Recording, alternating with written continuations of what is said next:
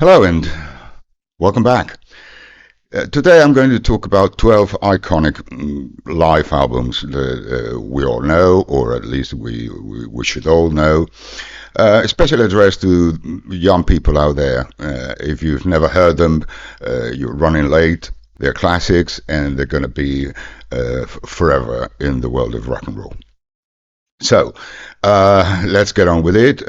Before we start, if you're new to this channel, please consider subscribing and becoming part of our family.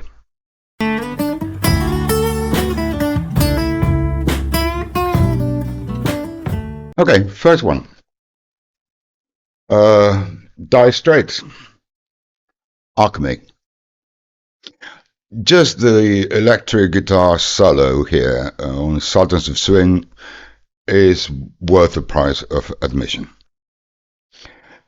When this album came out, 1983, if memory serves, I bought it that very day. Dire Straits were very, very popular, but they were not superstars like they became after Brothers in Arms. So to me, this album is like an end of an era, right? The first four albums, this live show, and then Brothers in Arms and what came afterwards. As for pressings, this is a UK pressing, very first UK pressing. It sounds excellent. The album is very, very well recorded. I've heard the German pressing, I've heard the Spanish pressing, I've heard the US pressing. They all sound fantastic. Right? As I said, production is incredible. It sounds very good.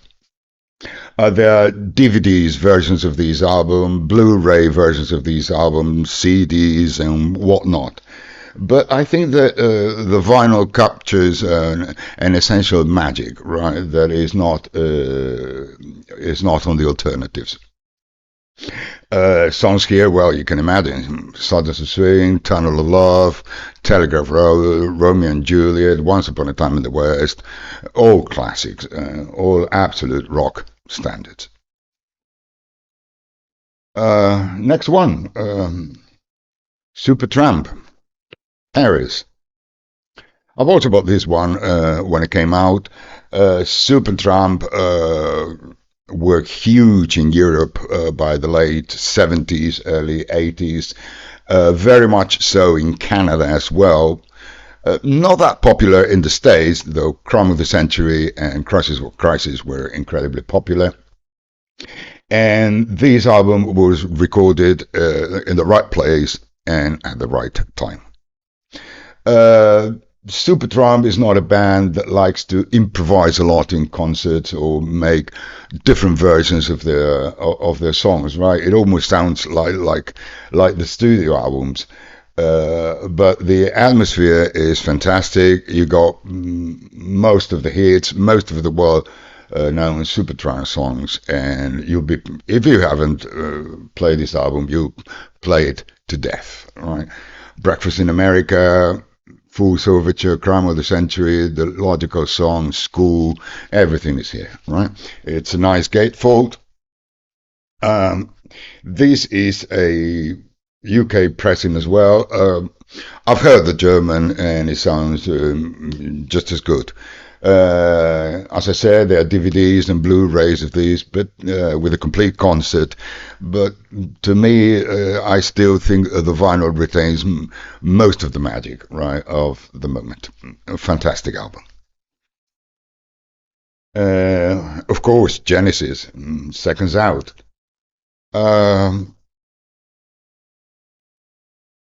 Nobody thought that the band would succeed after Peter Gabriel's departure, but the four remaining band members gave it all.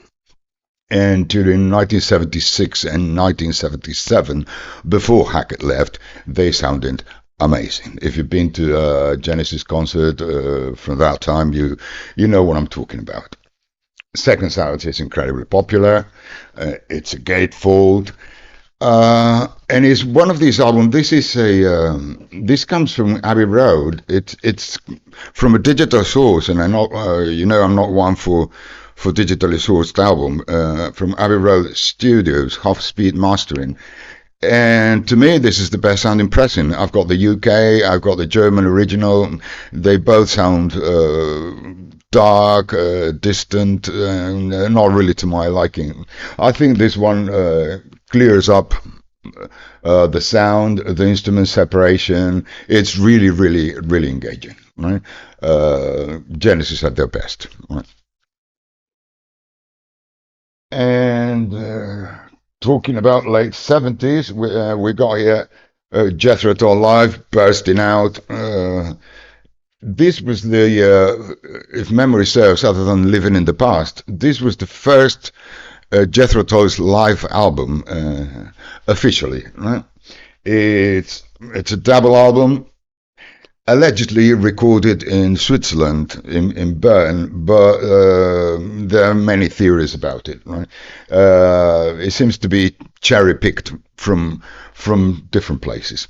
The sound is not very good, unfortunately. It's thin. Every copy. This is a UK first pressing. Every copy I've heard is more of the same. To me, it's not very well recorded. And not long ago, Jethro Tull released, these compact editions. I'm not a fan of the digital sound, but I bought this copy because it's got the complete concert and some alternative concerts, plus the Madison Square Garden live concert, etc. Right. So if you want a complete, perspective of the time of the era, this is good as well. Now, big names, right? Neil Young, Times Fades Away.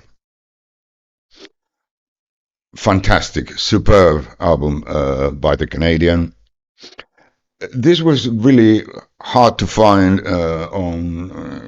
in great condition, right? Because the album is scarce, especially for the poster inside. And it tends to be pretty expensive, right? If you want a near mint copy with the poster, but it's been released, and this Neil Young collection, was it 10 years ago or so? They released most of the albums, and they also released Time Fades Away, and the sound is really, really good. Right? I'm not one for cheap reissues, but this one is okay. It sounds good. If you got all the inserts, it's very well pressed, and the sound is phenomenal. Right, Neil Young. Mr. Lou Reed, Rock and Roll Animal. There was a time when I was young, there was nowhere, no pub, no disco, no nightclub, no night place you went to they didn't play Sweet Jane, right? The intro to the album and Sweet Jane is a different version from the studio recording, but this album is really crunchy, is really engaging. He's a rock and roll animal here indeed, right? It's controversial because of the heroin song. You all know about that, but you need a copy of this album in your collection if you haven't got one. Mine is a 1974 German issue. It sounds okay. If a US original comes my way, I'll probably get it if it's not too expensive. But so far, I'm perfectly happy with this one. The Allman Brothers Band, Southern Rock. Yes, you're expecting here the Fillmore East, and yes, the Fillmore East is the best live album. But since you probably got that one, why don't you add, if you haven't got a copy, Eat a Peach? Right? It's got some live tracks from the Fillmore East and some very well crafted studio songs. It's also the last album, if memory serves, with Duane Allman before his traffic accident, where he unfortunately lost his life. And the sound is phenomenal, wonderful, gatefold, and an album for the ages. I've got a German pressing, a UK pressing. I haven't got the original US Capricorn Records. It's a bit steep, but you know I'll keep my eye out for a US copy. Right, eat the peach. Now more Southern rock. Lynyrd Skynyrd. One more from the road. Lynyrd Speaker at his peak, at their very best, with some of the best songs. Also, a gatefold double live album, very good sound. This is a German Ausdorf. I like a lot German Ausdorf. If you follow the channel, you know what I'm talking about. I've got the UK as well, and they sound fantastic. No filler, great southern rock from top to bottom, great electric guitar solos, fantastic sound, fantastic music. Now, let's turn back time a little bit, right? I was going to include blues, rock and roll, and some other genres, but just to pick one, Muddy Waters at Newport, 1960. Another classic. This is a reissue, unfortunately. If you can find an original copy and it's decent sounding, go for it. This is historic music. It's an album for the ages. It belongs to everyone's collection. You should have a copy of these and understand the roots of all that came afterwards. Van der Man, Mr. Van Morrison, he's got great live albums. Just to show you one, which I love. Uh, it was recorded in Los Angeles and London, summer 1973. It's a double album, and it's too late to stop now. That's the name. And Van Morrison was at his peak here as well. Great songs, great live band, great production. An album that will be on constant rotation on your table. Ain't nothing you can do. Want love into the mystics. I just want to make love to you. Here comes the night, Gloria, etc., etc. Right. Van Morrison.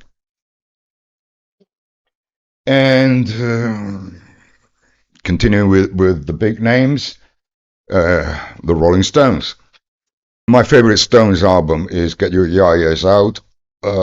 I know it has some overdubs, but even so, the Stones at this very moment were absolutely fantastic. To me, later on in life, they became repetitive, and after the late 70s, early 80s, but at this very moment, they were absolutely incredible. You got Jumping Jack Flash, Love in Vain, Midnight Rambler, Honky Tonk Women, Street Fighting Man. You need a copy. Mine is a Decca. It's a UK Decca, and the US London. The US London is American counterpart, Decca's American counterpart, and the sound is very similar. If you got if you find a nice copy of this album, go for it, right? US or UK. Right, number two, Deep Purple, made in Japan. This one, together with Made in Europe, were Deep Purple's most famous live albums. When I was a kid and everyone was starting on the guitar, right?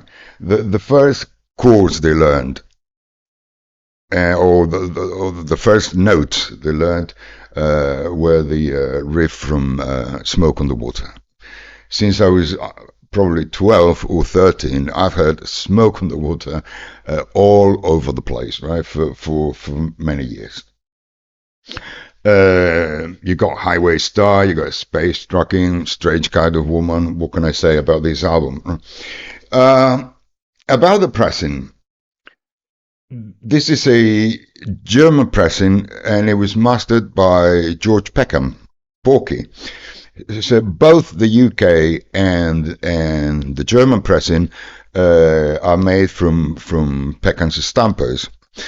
But the German vinyl is better, it's quieter than the UK. So I think in this case, you should splurge for a German copy if you haven't got one. And the very first German copy is a book.